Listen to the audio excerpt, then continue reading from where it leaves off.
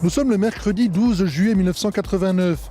C'est la deuxième journée historique pour la région bruxelloise. La première, c'était bien sûr les élections régionales du dimanche 18 juin. Ce 12 juillet, le Conseil régional se réunit pour la toute première fois sous la présidence du PSC Édouard Poulette. Le gouvernement régional est lui déjà sur pied, à sa tête un certain Charles Piquet, socialiste et bourgmestre de Saint-Gilles. Mais revenons ce jour-là, le 12, dans le grenier, avec Daniel Soudan.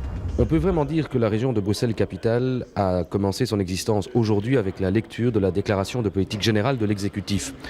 Auparavant, l'Assemblée a reconduit le bureau sortant, c'est donc le PSC Édouard Poulette qui préside les travaux du Conseil régional de Bruxelles-Capitale. Dans son discours, Édouard Poulette a rappelé la particulière importance de cette première session de travail parlementaire bruxelloise. Et ce pour diverses raisons, dont celle qui veut que pour la première fois, des Bruxellois décideront pour les Bruxellois.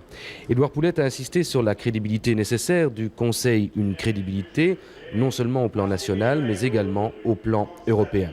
Enfin, Édouard Poulette désire un meilleur équilibre entre le pouvoir exécutif et législatif, ce qui devrait permettre une plus grande stabilité. Après ce discours, c'est Charles Piquet qui s'est adressé à l'Assemblée. Charles Piquet, tout le monde l'attendait, elle est arrivée. La fameuse déclaration de politique de l'exécutif, c'était ce matin. Vous pouvez nous en résumer les grands points forts? Moi, j'ai retenu urbanisme, logement, politique économique.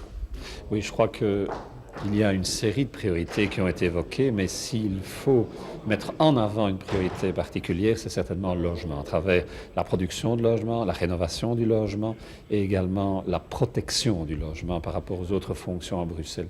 Et on trouve ça un peu dans tous les textes et dans tous les chapitres. Et alors, il y a aussi l'emploi et l'économie. Donc, je dirais que ce sont les deux grands axes de notre politique.